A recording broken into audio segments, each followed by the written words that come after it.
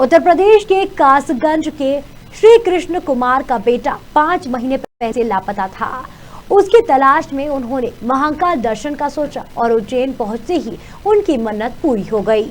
इसे सहयोग कहे या चमत्कार, 5 महीने से जिस लापता बेटे की मन्नत मानकर पिता उत्तर प्रदेश के कासगंज से महाकाल दर्शन के लिए निकला था, वह उज्जैन में ही मिल गया।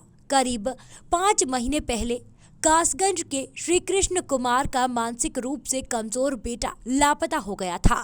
पुलिस ने मिसिंग रिपोर्ट दर्ज कराई, खूब तलाश की, लेकिन मिला ही नहीं। थक हार कर उन्होंने महाकाल दरबार में अर्जी लगाने की ठानी। 800 किलोमीटर की यात्रा कर उज्जैन पहुंचे। महाकाल का ऐसा चमत्कार हुआ कि उनका बेटा उन्हें उसी उज्जैन में मिल गया। मंदिर परिसर के पास ही एक आश्रम में उनका बेटा बैठा था।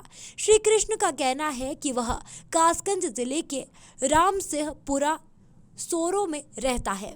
5 भाइयों और एक बहन में पंकज 17 साल का है और मानसिक दिव्यांग है। बता दें कि 29 जुलाई 2022 को उज्जैन हीरा मील की चाल रोड पर पंकज दयनीय हालत में मिला था।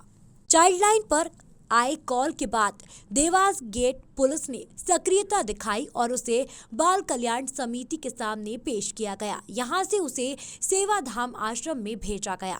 तब से पंकज आश्रम के श्री कृष्ण बालगृह में रह रहा था। आश्रम 34 वर्षों से समाज के बहिष्कृत तिरस्कृत वर्ग के बच्चों से लेकर बुजुर्गों तक की सेवा का कार्य कर रहे हैं।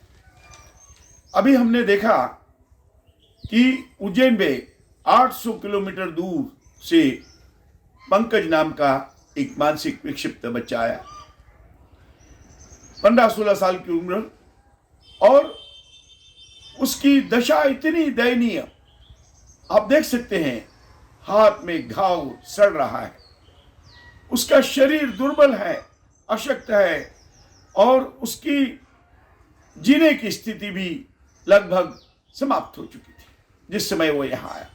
गालियां दे रहा था, पागलपन कर रहा था, लेकिन यहाँ इस आश्रम के वातावरण में 6-7 महीने में उसके जीवन में एक परिवर्तन आया।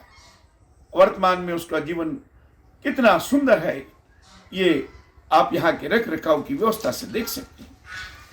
अचानक उसके पिता आए, उसको ढूंढते ढूंढते उनके साथ एक समाध्या जी भी आए, पंडित जी कासगंज से, और उन्होंने हमारे सोशल मीडिया के माध्यम से समाध्या जी सेवाधाम से जुड़े हुए थे।